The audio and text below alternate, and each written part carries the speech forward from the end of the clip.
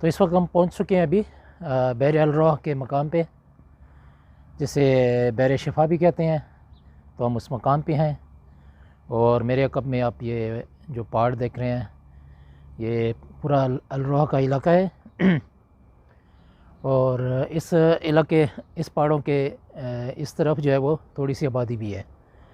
तो ये सारा बहर अलरोह का इलाका है इस वक्त जहाँ पे हम मौजूद हैं। और ये सुबह का वक्त है, इस वक्त फजर के बाद का मशहूर है और ये बहुत ही ख़ास और मज़हबी मकाम है। आगे बढ़ते हैं, आपको इसकी मज़ीद तफ़सीलात बताते हैं। हम आपको मज़ीद दिखाते हैं। ये अलरोहा का इलाका है जो चारों तरफ से पहाड़ों के दरमियान घिरा हुआ है।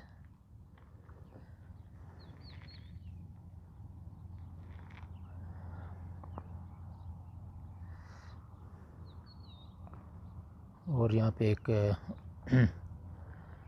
शख्स बैठ के अपना कारोबार कर रहा है। ये हाईवे जा रही है, तो बिल्कुल हाईवे के पास ही है।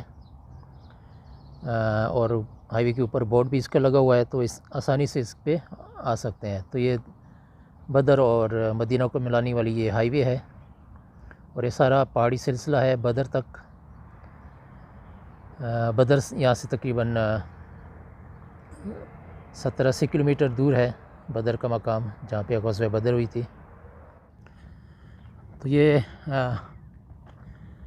अलरोहा का इलाका।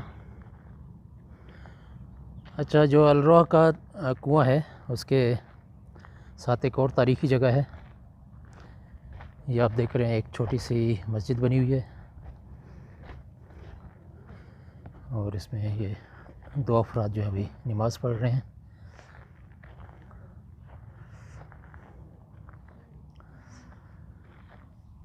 हम आपको पूरा व्यू दिखाते हैं और फिर आपको बताते हैं इस मस्जिद का बारे में।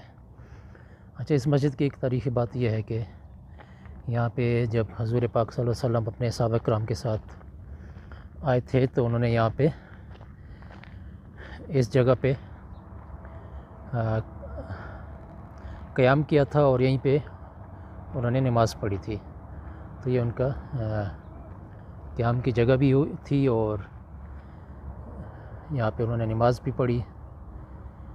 तो उस वजह से ये उस दौर से अभी तक उसकी निशानी बाकी है उस जगह की, जो कि जहाँ पे आप सल्लल्लाहु अलैहि वसल्लम ने अपने सहाबा किराम के साथ नमाज अदा की थी।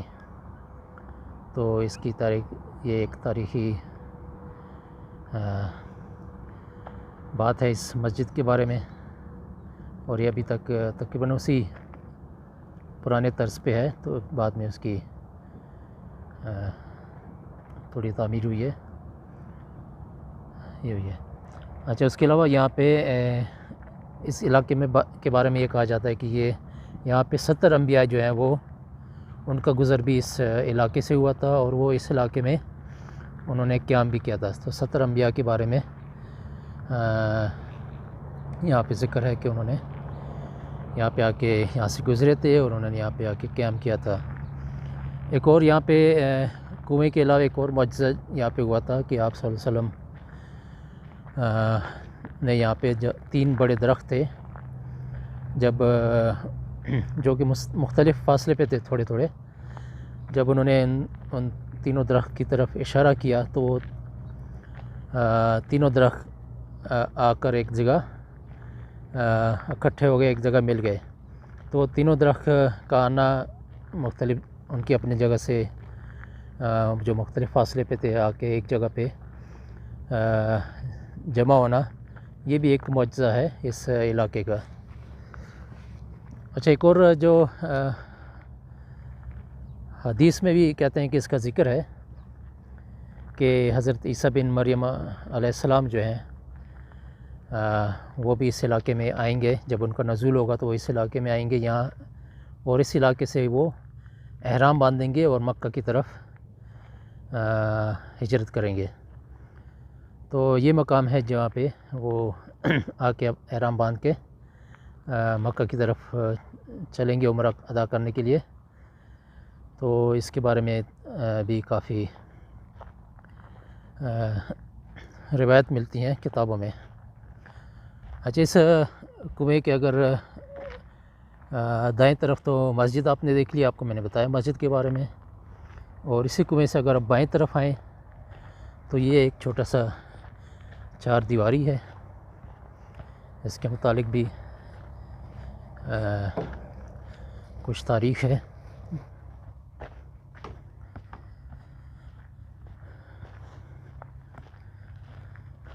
थोड़ा आपको करीब से दिखाते हैं इसको।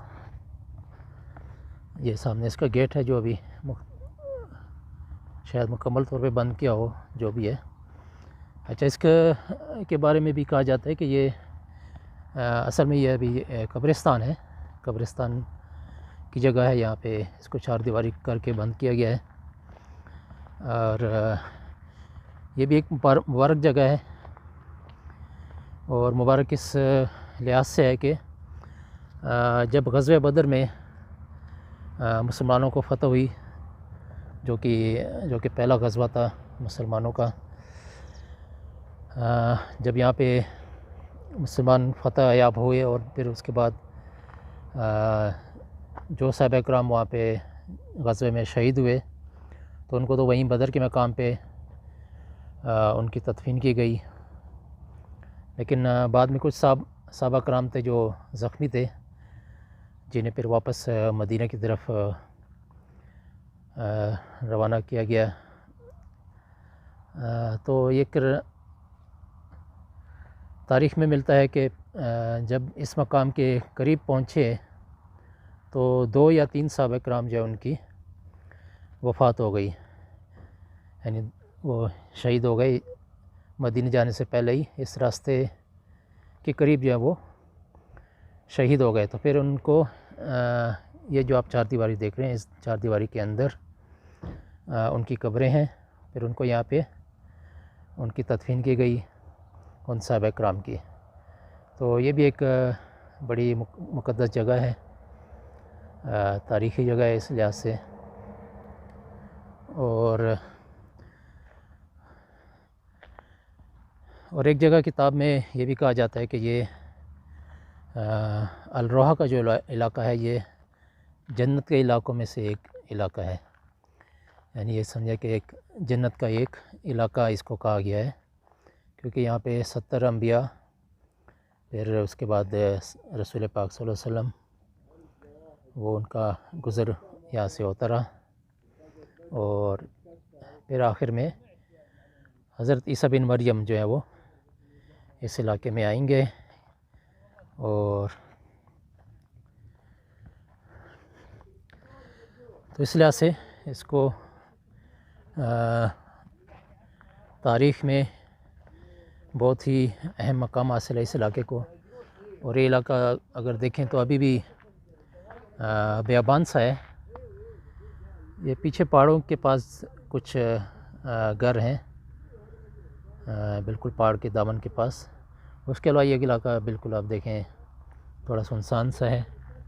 और पीछे जो है ये भी कुछ कच्चे मकानात जो कि काफ़ी पुराने लग रहे हैं वो मौजूद हैं जो।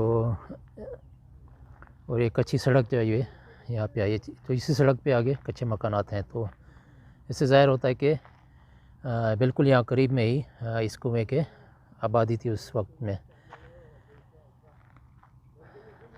तो ये था बिर अल रोहा, बिर अल शिफा और अल रोहा इलाके के बारे में मालूमात और उसकी तारीख़।